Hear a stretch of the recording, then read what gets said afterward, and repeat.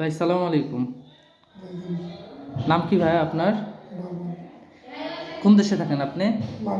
Malaysia. Malaysia কি কাজ করেন আপনি? আমি মোবাইলে কাজ করতাম। আচ্ছা, তো আপনার তো ওখানে থাকতে ডায়াবেটিস ধরা পড়ছে, তাই কি না?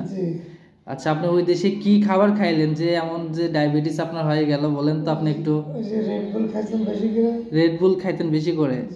তো আমাদের কাছে এরকম আগেও মানে প্রায় 8-9টা রোগী আছে যে রেড বুল তারপর অনেক পানীয় খেয়ে এরকম ডায়াবেটিস আছে। তো আপনি যারা প্রবাসে থাকে মালয়েশিয়া বা সৌদি আরব, এদের উদ্দেশ্যে কি বলবেন আপনি একটু বলেন।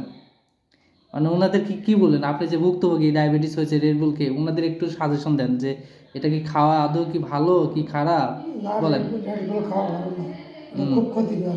খুব ক্ষতিকর। আচ্ছা আচ্ছা, যে আপনার শরীরে এখন কি অবস্থা, ওজন কমে যাচ্ছে না? ওজন কমে যাচ্ছে, শরীর শুকিয়ে যাচ্ছে। ঠিক আছে, তো আপনি ভাইয়ের মুখ থেকে শুনলেন যে উনি রেড বুল খেয়ে ডায়াবেটিসটা হয়েছে মূলত। তো আপনাদের উদ্দেশ্য এটাই ভিডিও করার যে আপনারা রেড বুল খাবেন না, এতে আপনার লিভার, কিডনি এবং ডায়াবেটিসের মতো আরও অনেক ধরনের রোগ সমস্যা হতে পারে। তো সবাই ভালো থাকবেন। সালামু আলাইকুম।